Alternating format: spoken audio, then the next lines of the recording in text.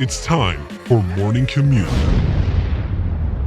Man, wake that up. Legendary rapper DMX unfortunately passed on Friday after suffering a drug overdose that led to a heart attack. DMX is not only a New York legend, not only a hip-hop legend, not only a 90s legend, but a legend, period. He inspired many of us, and his legacy will live on forever through his music. Mourning his death has been a little tricky considering that the status of his health was fluctuating all week. We got various reports about his health throughout the week. Some reports were saying that he's going to pull through. Some reports were saying that he's in a vegetative state. And on Thursday, RIP DMX was trending on Twitter.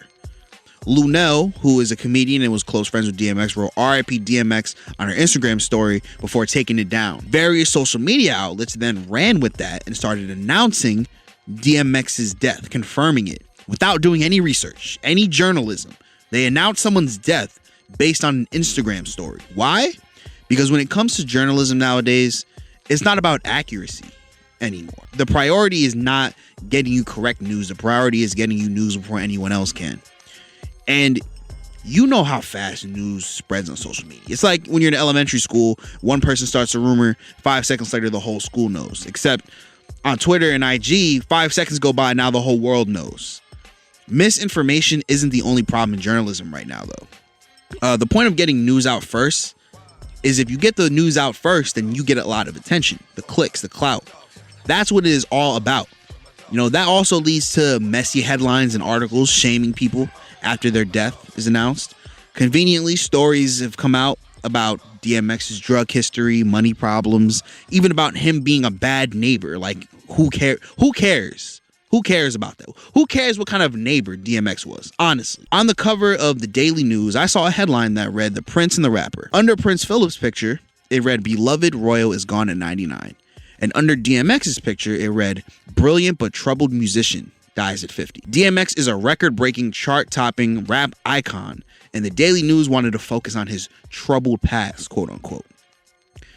There's a reason why mainstream media outlets have a certain stigma towards them. Vaughn, as two young black journalists, I think it's fair. And kings. I feel like it's fair for us to say that journalists and mainstream media outlets, you know, with big platforms need to be more responsible. You know, considering how much power word of mouth has on social media for some reason. But rest in power to late great DMX. You will be missed. I feel like as of recent, journalists have done a terrible job at actually reporting the facts. Yeah. And now it has become a game of who can get to it first. Yeah. Unfortunately. I understand it because, you know, you and I have a similar yet different struggle of like, damn, can we make relevant content or parodies immediately to hop on the trend? Because, you know, if it's again, whoever's first to it, it gets the most clout.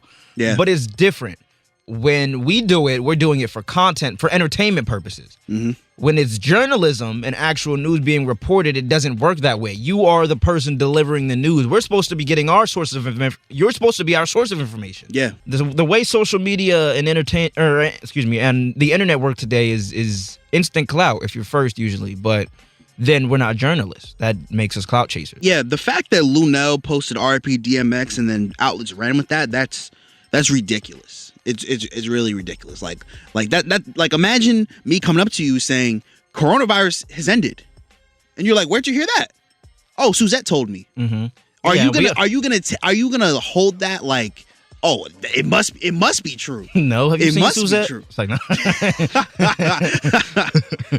No. I think another great example of this, though, not great, but of this poor journalism is Kobe. Remember when Vanessa, who is Kobe's wife, found out through TMZ, which is ridiculous. It is. And terrible. It is. But I think that is another example. And there was rumors. Remember, people thought Rick Fox died with him? Misinformation, man. And he tweeted like, "What the hell are y'all talking about?" I'm here. Yeah, he was like, "Is there something I don't know about?" Yeah, but I mean, like I said, it's not only misinformation though. It's sloppy journalism just for like attention, you know, because it's not even journalism at that point though. That's what's sad. I forgot who had the interview. I know a WNBA player was interviewed by someone. Who's Oprah's friend? I forgot her name. Gayle King. Yeah, and Gayle King was talking about, oh, I know he has, you know, some allegations towards him. Why?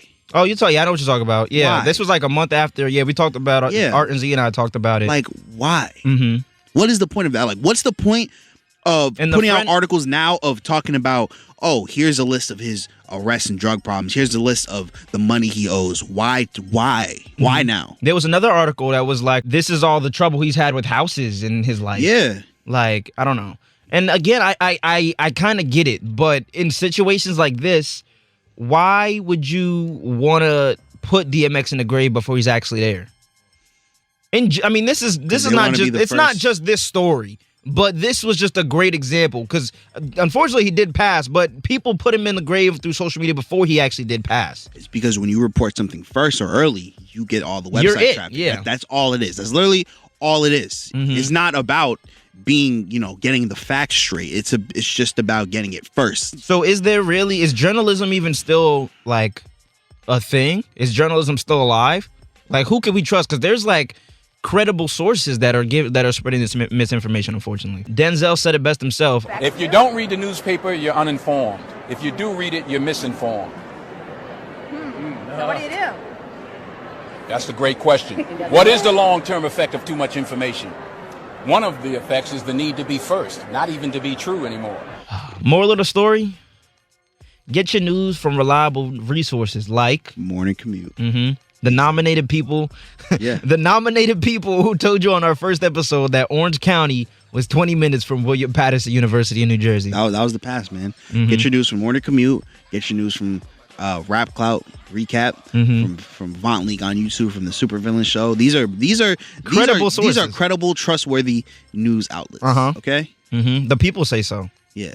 We're not sure what people, but our parents. Yeah. Our parents. Seeing like DMX is dead, like, oh no, he's not dead yet. Just for them to announce it on Friday. That's why if you remember MF Doom passed. Mm-hmm.